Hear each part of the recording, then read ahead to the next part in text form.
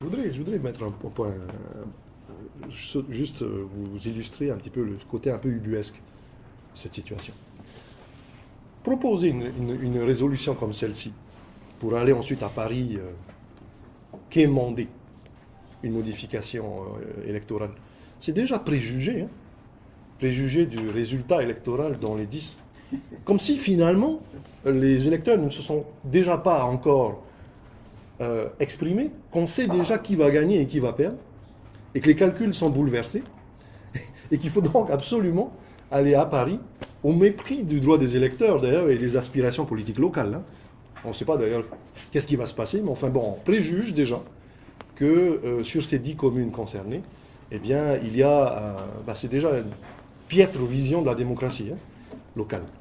Mais alors, l'argument qui a été utilisé, qui a été avancé, vous savez, celui de l'instabilité au sein des conseils municipaux.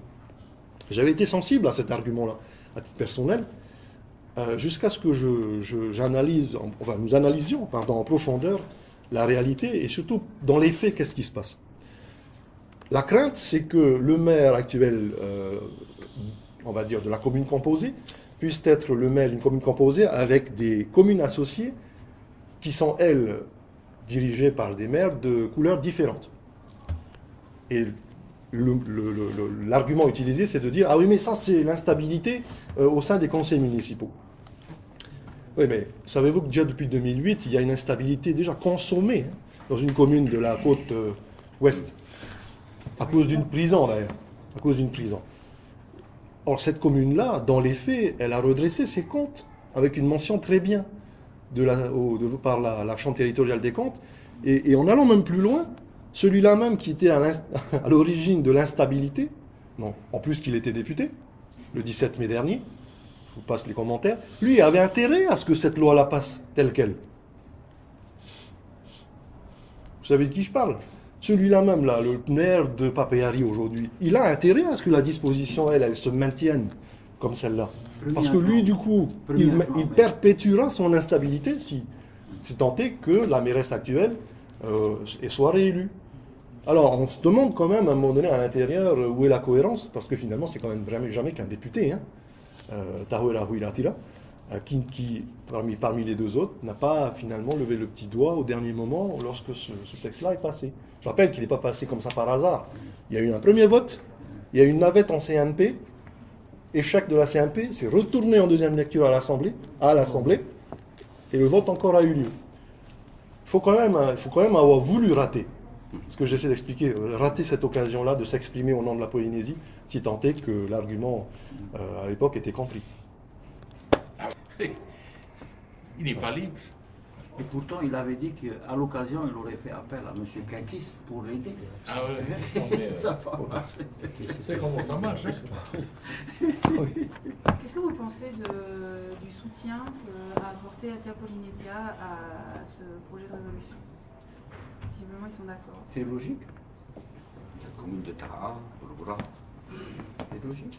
Ils sont directement concernés. Stratégiquement, enfin, ils ont pensé juste stratégique. Une communion d'intérêts.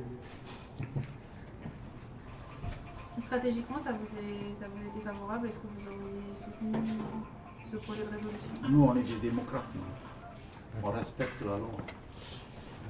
Vous savez, on va déposer des amendements demain. On va vous les distribuer d'ailleurs aujourd'hui parce que je trouve qu'ils ne sont peut-être pas suffisamment relayés le jour même, noyés dans les débats. On va vous déposer les amendements qu'on va déposer. On va vous laisser. On leur propose même de saisir le comité spécial de décolonisation contre cette situation-là. Allons jusqu'au bout de la logique. Allons jusqu'au bout de la logique. Le territoire est réinscrit. On leur donne un coup de main. Utilisons le levier diplomatique. Vous savez que les communes, c'est une compétence d'État. Hein. Le pays n'a rien à voir statutairement. Droit électoral, État. Organisation des communes, État. Je vois, à la limite, je ne vois pas pourquoi le pays aurait été consulté dans cette loi électorale. Parce qu'il n'y a rien du pays à l'intérieur, si ce n'est la tutelle de fait à travers le FIP. Pourquoi voulez-vous que l'Assemblée eût été consultée pour des élections municipales? C'est un faux raisonnement. Il y a beaucoup de maires à l'Assemblée. Ah, mais ça c'est le résultat des urnes, ça, c'est pas la loi. c'est pas de nos compétences, moi je ne suis pas un maire. Vous savez, en même temps, aller jusqu'au bout de la logique, pourquoi l'Assemblée aurait dû être consultée? Au final, c'est une organisation électorale pour des maires.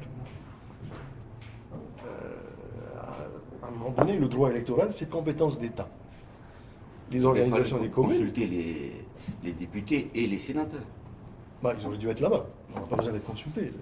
Mais là, aujourd'hui, on sent bien que, puisque c'est compétence d'État, eh bien l'État membre à l'ONU est partie prenante. Pourquoi ne pas aller discuter de ça devant le comité spécial de décolonisation? Puisque, visiblement, c'est à eux qu'on demande d'abroger. Hein. Est-ce que le comité a que ça à faire? Ah, il est tout le temps là depuis 61, il n'a pas arrêté de travailler depuis 1961. C'est leur rôle. Peut-être qu'il va saisir cette balle au rebond. Vous dites, comme Francis Sanfort à l'époque, en 1968, si on ne nous accorde pas l'autonomie, j'irai à l'ONU. Vous vous rappelez? Il a commencé par aller au forum. Là, les arguments sont quand même lourds. Hein. D'autres questions? Rupture du principe d'égalité. Risque d'instabilité au sein des conseils municipaux. Très bien. Allons-y devant le conseil de décolonisation. Dites-le.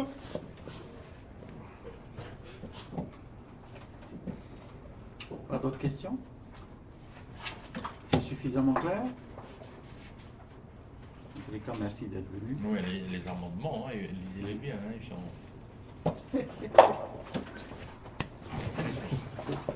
Bon, prochain coup, il y aura des petits gâteaux. Hein. Là, on a commencé à mettre des rideaux. Prochain coup, On n'est pas des médias, non.